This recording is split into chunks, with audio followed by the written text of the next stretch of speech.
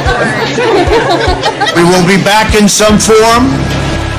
We have an army of digital soldiers because this was an insurgency. Hundreds dead, thousands infected across multiple continents. You guys know what this represents? All people that have gone out there against the mainstream media and said, you're going to call us racist, you're going to call us potential Timothy McVeighs, you are.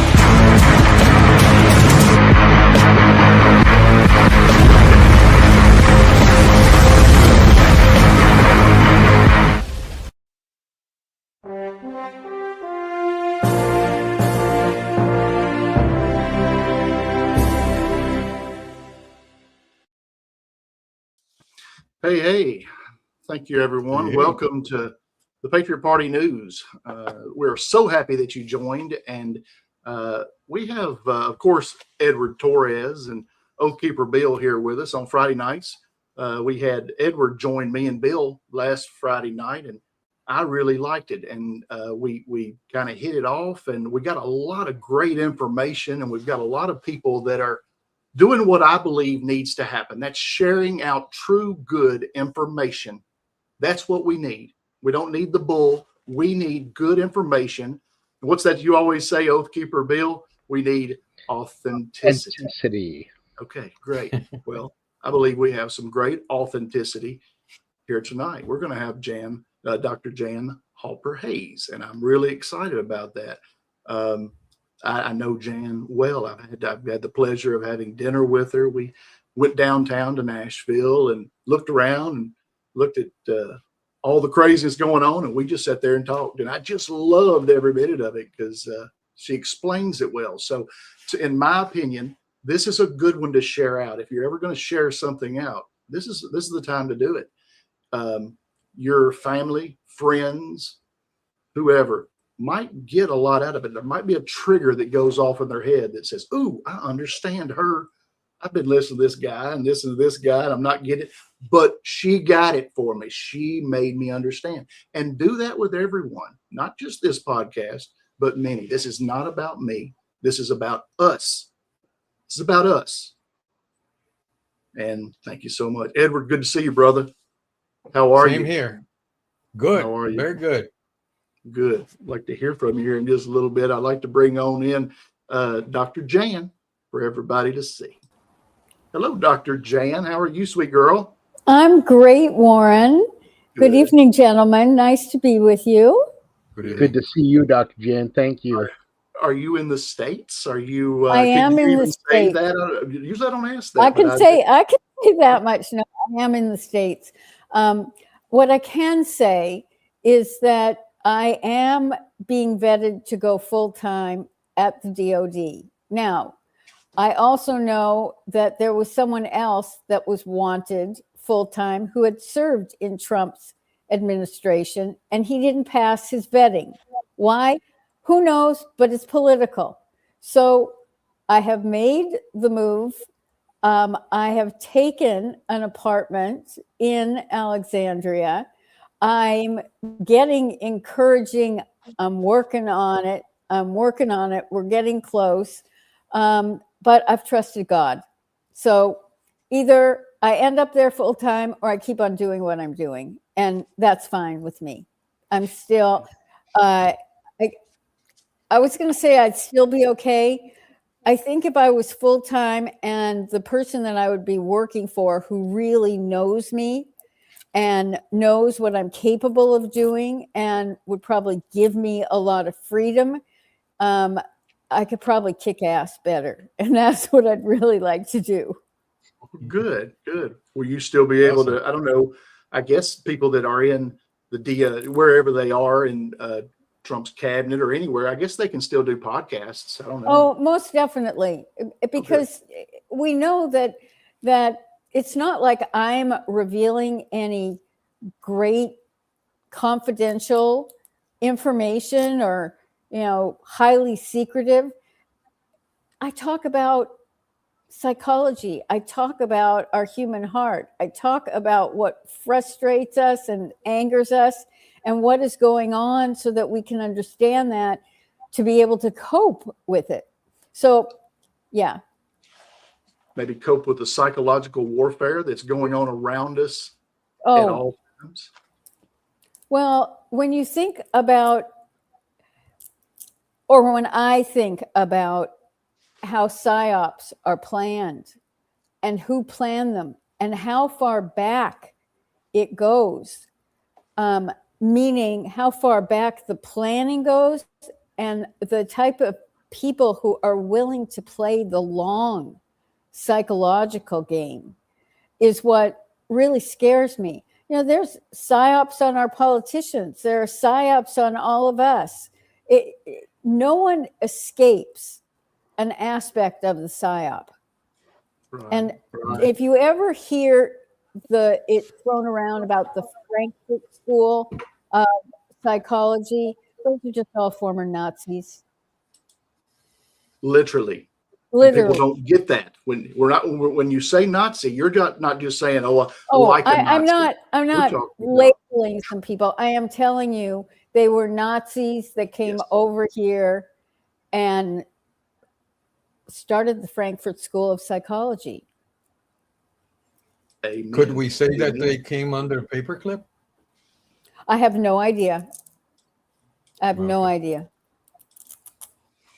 About what now? About under paperclip? About whether they came under paperclip or not. I mean, where they came from, honestly, I don't. At this point, I don't really care because they put their tentacles into the mindset of the American people, kind of like a woodpecker, just chipping away at us to try to weaken our resolve and our resilience. Amen. Amen. That's a very good way to put it. And that's what they're doing psychologically. People don't understand it. You know, how that can happen, how they can control your mind and you not even know it. You say, oh, what's going on with me? What's going on? Why am I mad all the time? Why am I crying? Why am I upset with this person? I love this person. You know, it's hard. Or why did I not see certain things for so long and then I saw it and boy, does that mean I was stupid? Or no, it really aspects, I mean, many levels, but there was an element where we thought we could trust the people that we put into office because they were supposed to serve us. And there was a time where people did actually kind of think that we came first. We, the people, were the priority. Right. I even asked Grok when that ended and I didn't get a sufficient answer. Wow. If Grok can't answer it, go to Dr. No. Jan, I guess. I don't know. Well, Is there there's so many things going on, and it's probably very hard for people to take it in. You know, we're trying to keep up with things. What I'm doing, and you can tell me if I need to work on things because I love constructive criticism. I want to keep people up, Dr. Jan. I want to keep people understanding what's going on and not act like it's some easy thing to go through and tell the truth. Yes, this is going to be rough. It's going to probably look like everyone is against us in the United States. Everyone on the outside of the United States is going to be mad at us. There's going to be ships. There's going to be planes in the air. And you say, well, where are they from? You know, those things are going to happen. But look, pray about it. Do something good for somebody. Stay up. And when things come on that you say, oh my goodness, that's scary. Don't be emotional about it. And take it in and let it set for a few days and before you make a decision on how bad something is. Any thoughts there? well, they need your voice in their head with your lovely Southern accent explaining that you could just take it in. But you're absolutely right. You're absolutely right. And that kind of rhythm to your voice is important for people to also hear. find ways in which you can hear calming things. But, and I didn't mean but, because but always negates what was said before. And M. Scott Peck wrote the Road Less Traveled. I don't know if anyone read that book. It doesn't matter. The most important thing is the first line in the book. Life is difficult, period. And that's what you were saying, Warren. It's not an easy road. It's not a smooth road. We might not like what we were saying before we came on air. I said, right now, my blood is boiling over 2 votes that has happened in the House by the traitors, by the Republican traitors that have aligned with the Democrats. And I am not for all the division and the tribalism and everything else, but when you have over 40 that vote with the Democrats to fund the DC courts, what concerns me also there is the stupidity, the absolute stupidity of our politicians to not realize how much the voter has changed. So if I can kind of go into an example, Love that. I don't know how many months ago, there was a bill which was no rogue judges. It passed the House. Now, when I first saw this, my first reaction was, how stupid could our politicians be to call it no rogue judges? It's going to the Senate. What Democrat would vote for that? All right, so then, as we know, you don't take anything at face value. So then my thinking goes, oh, so they want to act like they're fighting against the rogue judges, which is why they happen to have passed this bill. And then I thought, I don't get this. I don't get this. I have to look into the polls. So I looked into the polls. Question: 2 Democrats. Do you want an impartial judicial system? 94% said yes. Do you believe we have an impartial judicial system? 14% said yes. When the question was asked of conservatives, the numbers were almost exactly the same. 92% of the GOP thought it wanted an impartial, and 12% of the GOP believed that we had an impartial. Now, here was the other part of this for me, is that when I was the global VP of Republicans overseas in the UK, politicians come through London.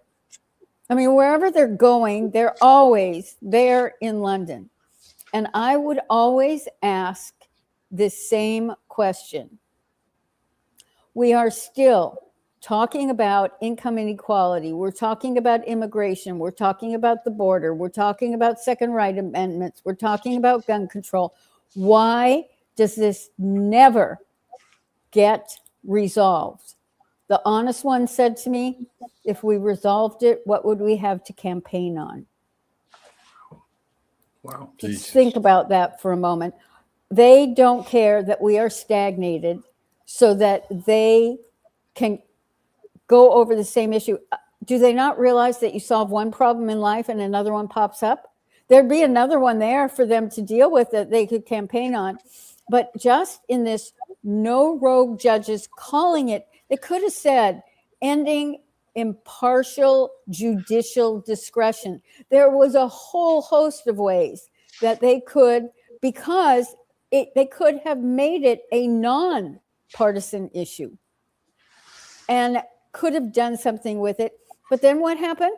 The Supreme Court stepped in and dealt with no rogue judges. So they blew it for themselves on all levels because they need something to campaign on. And that is just one of so many examples that we have to wonder, I know they say that there is a bubble in the Beltway, and I believe that to be true. I mean, Yeah. they're not, but how can Donald Trump, how can his pollsters, how can the people that he brings in have a pulse on the people? And how can we have so many other elected officials that are so clueless? Got to be on purpose. Yeah, they're definitely there to give us the look that we have a representation, when in fact we do not. They're just there to basically puppet what they're told to say. I'm Could really I distill it even more? yeah. The first thing they care about is, do I talk about this issue? Because if it's going to have an impact on my reelection, I think the first one is self-preservation. I got elected. Now, what do I do to keep myself here and screw everyone else? Makes sense. So then what we don't have is people who actually want to represent us. Is Right. all about them. So people like that don't need to be in government representing me or representing any of us. Right? You know, Edward, in 2014, I was at the newly elected congressional representatives initiation 8-day party. That party, they are first greeted and told, if you're enthusiastic about bringing change, don't bother.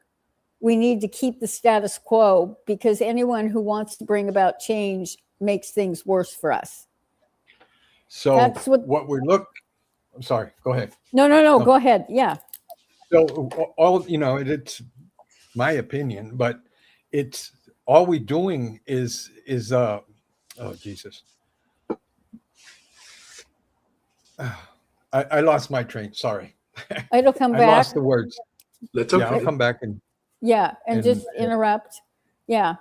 But the amount of self-centeredness. And then I also started thinking recently, why so many are evil? Where did the good ones go? And I worked with some good ones when I was chair at Republicans Overseas, because we were fighting a tax issue, and they're not there. They decided to retire. They never said it to me in these terms, because so much truth has come out since lockdown, or awareness has escalated. But they probably got tired of putting up with the redistricting and having to campaign and who they had to sell their soul to. Mm-hmm. I mean, there's always an element where we all have to sell our soul. There's always that element. To get along, you go along, but you don't sacrifice your morals and your values. And that's what we've seen. yes, yes. The It seems like these awakening. people were bred for this. It seems like, okay, in my opinion, Obama, was bred for this. And so were many leaders of other countries. They're exactly like our cabal in the Yeah. United States, and each one of them has the same thing going on. An oligarch has put someone into this position. That's a very good point, Warren, because if we do look at who's in government all around the globe, we could ask the question a little differently. Why are they all so inefficient? Why are they all so corrupt? Why do they all behave the same way? Yeah. Yeah. COVID-19 really woke a lot of folks up. When we were brought home, like, you must go home. Well, guess what? It allowed me some time to study and Right. figure things out. And then I got to learn about folks like yourselves, and then throughout the years, and Lieutenant Colonel Bosey from Australia One, all of what he had to offer. And then learning from young Derek, Derek Johnson, in reading the Law of War Manual, and how we're in an occupied situation, and how the occupier and all this other business, then learning about what the UN did and the EU, And now we have Maduro in New York City, and we're ready to rock and roll, in my opinion, in respect to the 2020 election. From what, I mean, we're so limited on time, so I'm just like throwing things out there, you know, but these are things that even in my county level with my sheriff, some of the legislators, a lot of patriots, we're in our local communities going, okay, we're ready. When, you know, kind of a situation. Right. And we think that a greater awakening is fixing to occur, shaking that fence. And I believe that's when more of the patriots are going to feel a lot more comfortable stepping out. Just our opinion in respect to what our local coalition, if you will call that, talks about. I just wanted to throw that out there. Oathkeeper Bill, what do you think are the obstacles or the restraints right now that are holding people back? A lot of it is the folks that don't read, folks that don't take the personal time to listen. And it seems like a cognitive situation here. Like, no, I don't want to hear that. No, that's not true. That's not what Grok says. That's not what, oh, don't tell me about the Act of 1871. That's bull crap. You know, they don't even take the time to want to hear. And I'm not of authority to really, you know, force anything, but I really believe we're at a precipice now with the Tim Walz and the mayor and the sheriff, how they were communicating, the manner of which they were communicating, how we're listening to a senator talking to a so-called doctor about men not being able to have children. Come on. Come Getting on. pregnant. Why even waste our taxpayer money to even ask that doctor the question, you fool? So we are seeing an awakening of sorts, if you will. Right. And then with Maduro, good Lord, it's like, whoo, come on. And young Laura Logan, her interviews with Smartmatic machines and the Dominion machines, and then hearing Patrick Burns communicate, listening to General Flynn, how he's getting flamed, just different individuals. We're watching it build. And at our local levels, we're trying to push up as we see the upper patriots, if you will, like yourself and generals and so, pushing down. So we're trying to do this, you see, and we are seeing the fruit of the labor. It's just taking a bit longer than, you know. Well, whenever I hear someone say it's taking a bit longer, I try to give this little pep talk. And if you listen to Riccardi Bossi, he says it's taking as long as it's going to take. Yep. Yeah. It's supposed to be taking this long. And so that's his comment. And my comment is that if we think that it should be taking less time, that's our script. It's not reality. That is our projection. That is our expectation. And that is how we drive ourselves crazy. So I always say, give up on expectations. Expectations will make you cuckoo. They really will. I mean, they sent me into major depression back when I was expecting to see arrests, when in the 2018 midterms, I was expecting to see that things were going to happen in 2020. In 2022, I thought, oh, now they're going to really expose the fraud of the election. And I had to have a coming to Jesus meeting with myself, which pulled me out of that depression, out of that hopium, and just said, listen to Bossi. It happens as it's supposed to happen. And God's in control. So why do we think that we can change his path? Why do we think we can change his timing? But we do. We do. We got to and I catch agree. ourselves when that happens. You know, not to question God's timing, but to be a vessel for God, and not stop talking, not stop sharing, you know, and communicating properly with each other is so important. And I hear people that come to me, it's, well, that doesn't make any sense, that's stupid, or no, that's not true. Well, it is true that Maduro has a lot of information in respect to the 2020 election. Oh my God, you're going back to that again? I'm so sick of that. I'm like, well, hold on, there's more. There's Hugo Chavez that had quite the list that he gave Tulsi Gabbard. Oh my God. So it doesn't matter sometimes the information that you tangibly have to give to people. It's almost like the cognitive dissonances. I don't know. What do you think? Can Doc?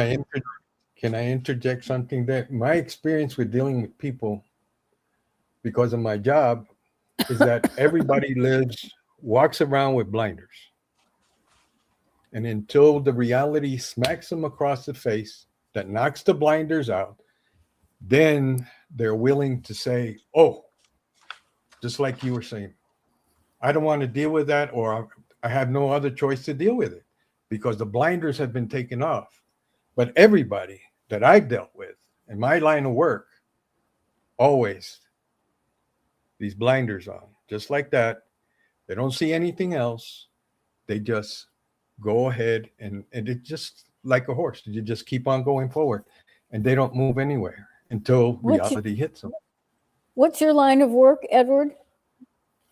I used to be a customs officer at the the southern border. 34 years, I believe. 24. 24. Sorry. Yeah. A lot of knowledge there. We've been So talking about this on a daily basis, I probably talked with maybe 5 to 1,000 people, depending on the length of the shift. So that's what I'm saying. You know, they get caught with something. Oh, I didn't know. Blinders get kicked off, and here comes the fine, or the seizure, or they lose their vehicle, they lose their local passport, or whatever, or they wind up getting arrested.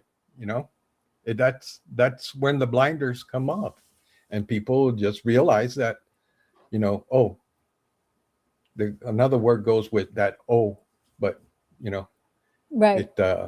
It's a joke. Yeah. Yeah. Gotcha. What have y'all thought about this deal with Canada and China?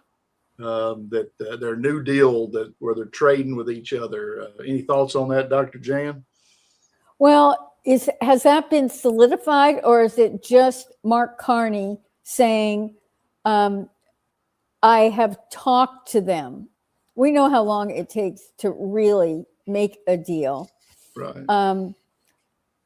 Mark Carney is like John Bolton.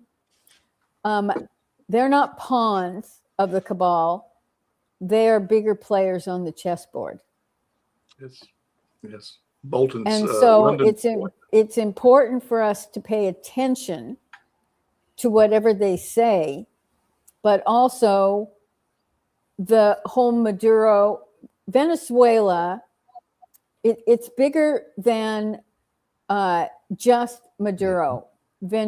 Venezuela is a key locale for the Crown Corporation, for the banks. The banks depend on the drug cartels. And so Trump getting that rot out, or going after the center of that spider web so that other threads start fraying. And Canada is definitely one of them. And that's why you have heard him talk about Carney and Canada in relationship to Venezuela as well. I mean, every bit of trade and finance has been controlled out of the City of London. And the City of London is threatened by Trump because he wants to bring us financial sovereignty. And he gets it. It is amazing to me how many people don't understand that globalism was really initiated as British imperialism. Yes, ma'am. We were ruled by the Brits, Yes, ma'am. and we still were. We still are fighting against them because they're upset that we have a leader who doesn't want to agree with those old rules and ways of doing things. We want We're our worried about independence. not getting our tax money anymore. Right. Yeah. Right. Go ahead, Edward. Exactly. Sorry. Or go ahead, Jan. Whoever was going to say, I think I jumped in. No. I was just agreeing. I think you hit on it, Warren. Yes, ma'am. I mean, how many people, Warren just said something really important, and you might think it was a throwaway line, but it wasn't when he said, and they won't have our tax dollars anymore. I mean, I'm paraphrasing. It wasn't exactly how he said it, but that was the point. And the thing was that even when we gained our so-called independence from them, part of paying off a debt that they manipulated us into meant that a portion of our tax dollars continued to go to them because, for those that are unaware, the Federal Reserve is part of the whole central banking system, and no government controls the central banking system. It's controlled out of the City of London, although if you go to Wikipedia of late, they're trying to claim that it is a public corporation. But it is a public corporation that sits in the City of London, and it has 12 to 14 directors that are all appointed, and the City of London remains a sovereign state. If the king wants to go to the City of London, he has to get permission from the Lord Mayor.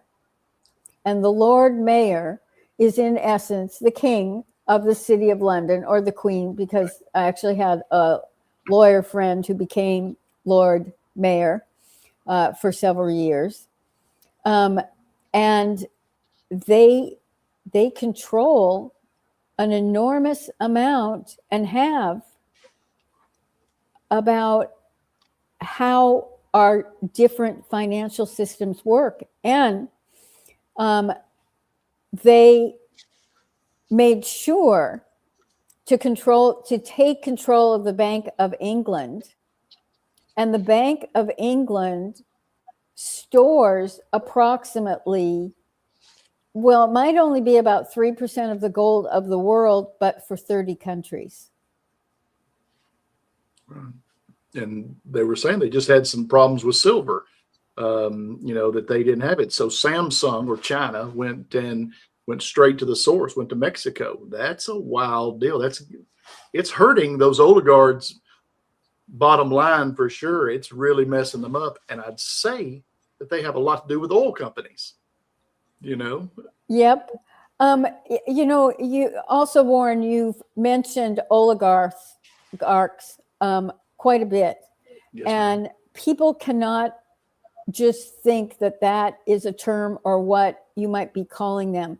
What you really are referring to, quite rightly, is the few people around the world that have wanted the New World Order, that have been in power and to control things, because their goal has been to only create things that are better for them and hurt the rest of us. So don't think Warren is just throwing a term around like a fascist, or no, he's talking about the oligarchs, and the oligarchs are the money controllers around the globe. And that is also, they are the group that are most threatened by Trump. Amen.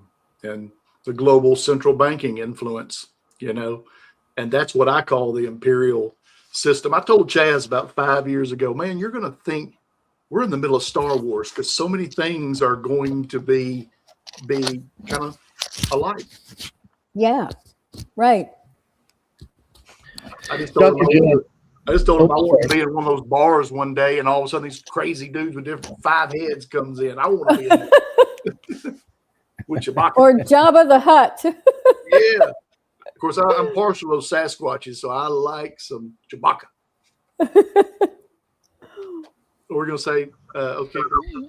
In my local communities, Dr. Jan, like for instance, I went and met with my county attorney. Just say, hey, these are some things that I've been reading. What are your thoughts on them? And he is a constitutional lawyer, from what he told me, right? And I made known what I have learned in respect to the City of London, what has occurred, what I am hearing in my own way of being able to communicate. And he goes, don't listen to that crap like that. And then I bring more to his attention, and he no longer communicates with me. But Right. you know, Sorry. but That happens to the best of us. you know, and I'm like, isn't that individual doing a disservice to us? I mean, because it's like, I'm not just some wahoo. It's all right in front of us. We can find this information, and things are getting more prevalent now. I mean, it's to a level now where Well, even somebody fresh can come in and start catching on to this stuff, you know? Well, Edward talked about it before by giving us a very good physical example when he said, you know, people have their blinders on, and it's what is the trigger for people to open their eyes, to take the mask off, to take their blinders off? Fortunately enough, there were 80 million, almost 80 million that voted for Trump. And I think if that election happened today, we'd be closer to 90 to 100 million. So that's the good side of it. But also, you're bringing up a really key point, Oathkeeper Bill, in that this is someone that is in a position of power who has blinders on and doesn't want to take in any new information. And why are they so resistant to it? I can't answer that in general, or maybe I could answer it more in general than anything specific. But when people see new information, it jostles them, and if it creates a feeling of discomfort, then they shut down. Right. We have forced our culture into thinking in a binary way. I hate that word. I hate that word, because binary basically means either or. And even for a lot of, whether it's the Anons or the MAGAs or whatever, they're not even willing to look at other options or possibilities to interpret something. And it's that thinking process that has been a psyop to get us, or we talk about it as critical thinking. Where did critical thinking go? It's not there. And so what I find very interesting when I encounter people like the one that you just, what do they think I'm off base about? When I get that pushback, then what I try to do is, well, I definitely don't judge. People know that. But I then want them to start talking to me as if to educate me to their side so I can better understand how cuckoo they are. I love that. And we don't have a lot of time left, Dr. Jan, but I want to say, Steve, the one podcast where you talked about the dark triad, and that was phenomenal. Oh, phenomenal. Yes. How you explained all the three different, the narcissist, the psychopath, as well as what was that M1 Machiavellian. Machiavellian. Yes. Machiavellian. It was Machiavellian. absolutely perfect, and I find it to be extremely important to learn that, to be able to help communicate with people also. So thank you for doing that. I know we don't have a lot of time now, but Steve, the podcast How many minutes do I have? Since you just touched on that and we just 15, threw and some you can do labels anything out. you want to, sweetheart. Yeah, that would be amazing, Doctor. I appreciate that. We got about 15 Okay. minutes. All right. If anyone has been on Spaces with me, they know that I don't like labels. And one of the reasons I don't like labels is that when Dr. Carl Rogers trained me to work with people, that was a very, very important part of his whole methodology. Because if I suddenly say to you, oh, you're obsessive compulsive, I've now just put a label on you, but am I going to look at anything else you do and how you interpret things and how you feel from a totally different perspective? Or I've now put my own blinders on. My diagnosis is I'm going to put everything in the bucket of obsessive compulsive. So I absolutely don't believe in labeling anyone. It was more important to me when I had one-on-one patients to be able to say, right now you're losing my attention.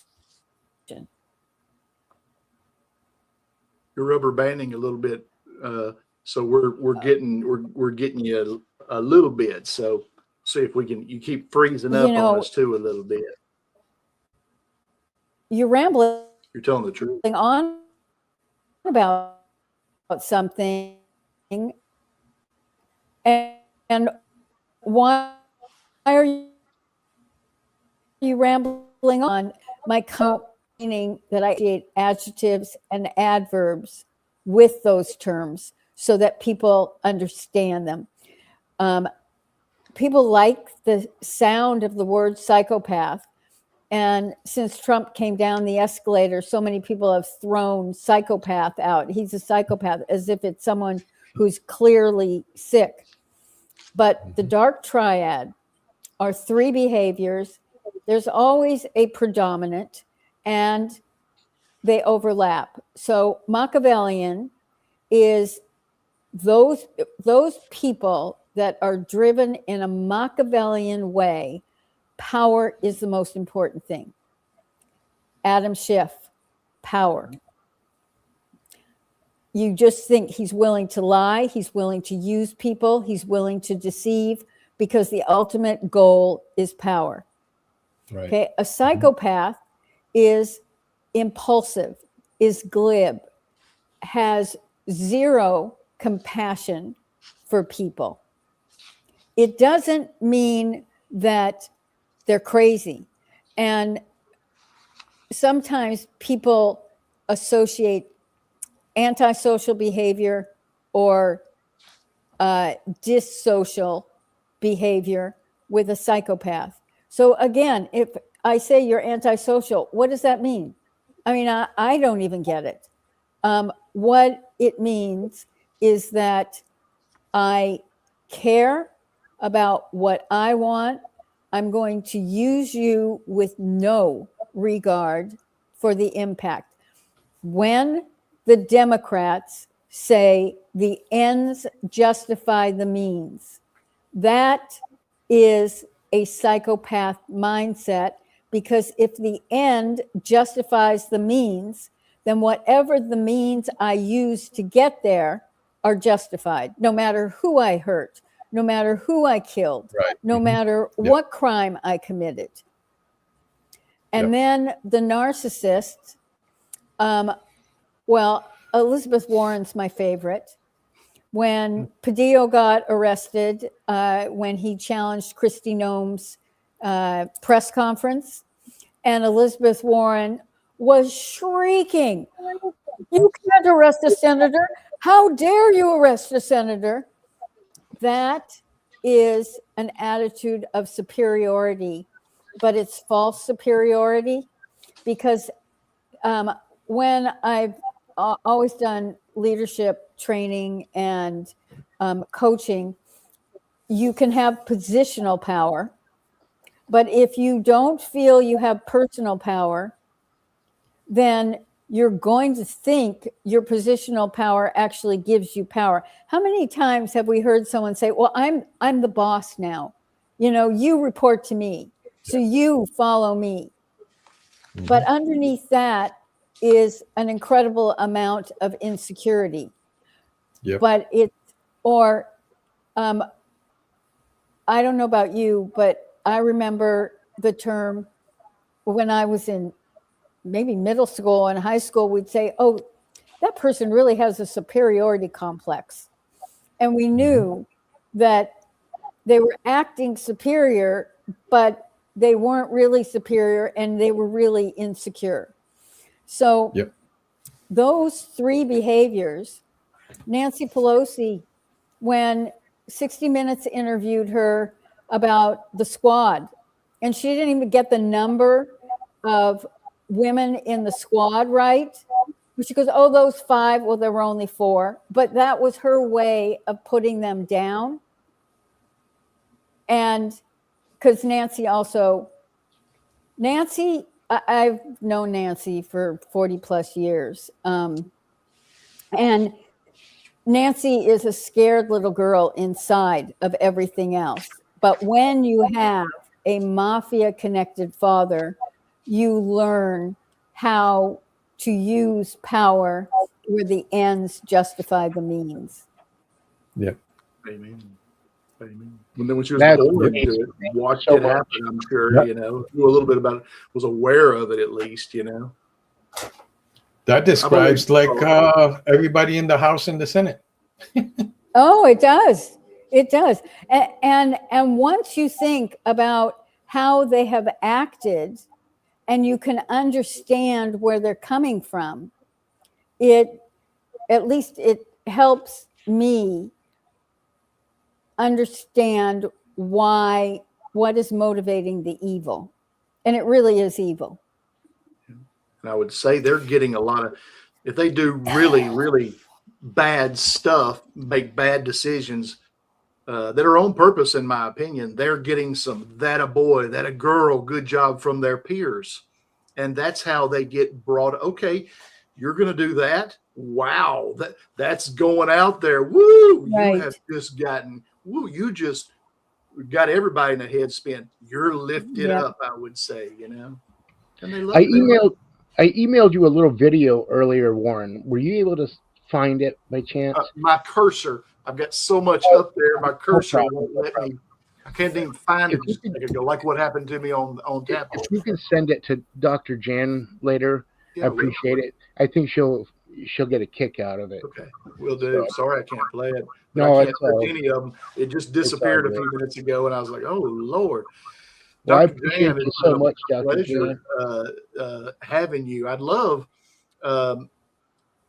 to go over to, like, for you, and if you have anything to say about what Edward has to say. Edward has a lot of knowledge about what's going on over there in Venezuela, and he's been on the border a lot. He's been present. I'd love to see what you have to say, and Edward, and run it by Dr. Jane because I bet she's got a lot to say about it too. I'd love for y'all to have a little Yeah, conversation. there's a lot of stuff happening, right here in the southwestern border in the town of Piñetas, which is down in the valley, close to Mission, Texas. Department of War started building up a barbed wire fence or concertina wire fence that a lot of the town was surprised, but it's in result of what Mexico is doing of moving all the military equipment up to the border. That's one, with the fall of Maduro, and everybody is scared. I don't know if you guys saw the return of the remains of the Cuban soldiers that came out of Venezuela. It's a little box. That's all that was left of them. Wow. It's a No. little box. Little Wow. box, all of them. And That's crazy. everybody there was showing their loyalty to the Cuban regime that was there. The Canelo, which is the president that's running Cuba now. I'm sorry, I'm going all the way around because well, let's put it this way. Let me reverse a little bit. Maduro went down. He has a lot of information. He has helped everybody all the way up and down Central and South America to get elected by using the what you call the machines, the voting machines. Mm-hmm. So now everybody, there's even a song that came out asking, where are all the communists that said that they were going to help us or help Maduro, because Maduro got captured and is in jail, and the song is asking, where are they? They never came to help. Wow. So you have that. What's his name? Diosdado Cabello, who is the number 2 of Venezuela, is calling everybody out. He's calling the president Petro of Colombia. He's calling him out. Hey, where are you? We help you. He's calling out the guy from Nicaragua, Ortega, and all of that. And the whole thing there is that to include Claudia Sheinbaum from Mexico has been called out. We helped you, with all this, the drugs and the money and the whole 9 yards.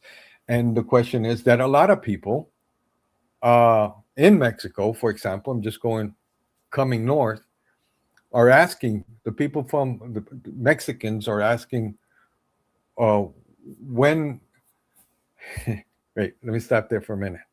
I just heard a video of a guy by the name El Botax, who is a leader of one of the cartels in Michoacan, that he is requesting that the U.S. goes into Mexico and get rid of all the cartels. And he's the leader of one of them. Wow. Wow. Isn't that crazy? Yes. Yeah. Yes, but it's very telling what you're saying there. All this. Yeah, it says a no one's lot. helping them. And then the other thing, going around, coming down into the Caribbean with Cuba, the last thing I saw about Cuba is that they're going to have, they don't have enough diesel to run their television, radio stations, AM, FM, you name it. They're having blackouts. They don't have enough fuel for that. Also, that all the oil tankers that belong to Cuba are in Cuban waters. They're not going out looking for fuel or oil. They're in Cuban waters. And then the last thing that I can say is that Claudia Sheinbaum, the president of Mexico, is saying that they're going to be sending 400,000 Yeah, 400,000 barrels of oil to Cuba as a humanitarian effort. The thing is that she says that Mexico produces anywhere between 1.4 to 1.6 million barrels of oil a day. That 400,000 is nothing, but it has a value of $30 million. Wow. So, Edward, you were talking about a piece of land. Is that the Roosevelt Reservation along our border? That No. That's no. No. It's down by Mission, Texas. Oh, It's- okay. It's a town called Piñata. Oh, okay. Piñeta. That's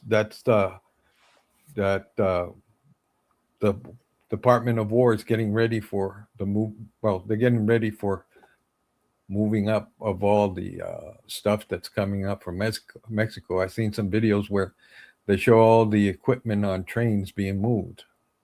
So where are they going to stage for whatever, or they're just going to be a blocking force for whatever? So Right. so that's Thank you for that. That's the situation there. But you know, it's kind of crazy to say is that out of the blue, here comes a leader of a cartel, of a narco trafficking organization in Michoacan, which is one of the most violent ones, puts his face out there, ask President Trump, come and get these people out of here because we want a better government. We want the cartels to be gone. Get Isn't that rid crazy? of our competition. Yeah, no kidding. That's the other side right there. Well, that adds on to something where, you know, when Patrick Byrne was traveling around the world, getting whistleblowers and getting everyone, you know, he was having to run himself with a $25 million bounty. There were Russian mafia reaching out to him saying, hey, if you need help, if you need to know where this is in Serbia, where this is in wherever, we are here to help you. These people have gotten crazy. So there's a lot of people that you would say, God, they're the worst of the worst. And they're coming out like, we don't want any part of this Satan stuff. You know, they're crazy. Dr. Jan, it's sure. Go ahead, Edward. No. Go ahead. No, I'm good. Well, I just want to say, Dr. Jan, it's been wonderful. Did you have anything that you think we ought to know about kind of stuff that Edward was talking about, or do you? Actually, what I was thinking was how much I've enjoyed being with all of you, because we're all on the same wavelength and we're playing off of one another and building on what we know. And I think that is incredibly helpful for other people, because it's not like, oh, I'm a talking head and I know more than anyone else. That's not the case. But is kind of the themes or the headlines, and then each of us know what's underneath the headlines to be able to bring that up and to be able to share and connect the dots, because they're all connected in the end. So I want to thank you for asking me to join you. Yes, was ma'am. Yeah, Pleasure. Always a pleasure. Always a pleasure. Yes, Hope to get to it's see you awesome to soon. be with you. For what you do, Doctor. And God bless you guys. We'll see you later. All right. See you, Oath Keeper Bill. Have a good one.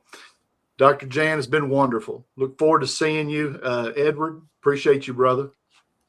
You Thank got you it. so See you much. later. Nice Yes, meeting sir. you, ma'am. nice meeting you too, Edward. Thanks for your contribution.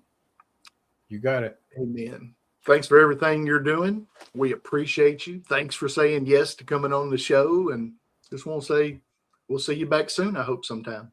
Oh, of course, Warren. Okay. All right. Well, have a great evening. We're proud I of hope you so. and praying for you. All right. I've missed you when I've been in Nashville. I've been running. I've Thank been you. wild. And I've been out of God town. bless you too. in town. Same to you. See you later.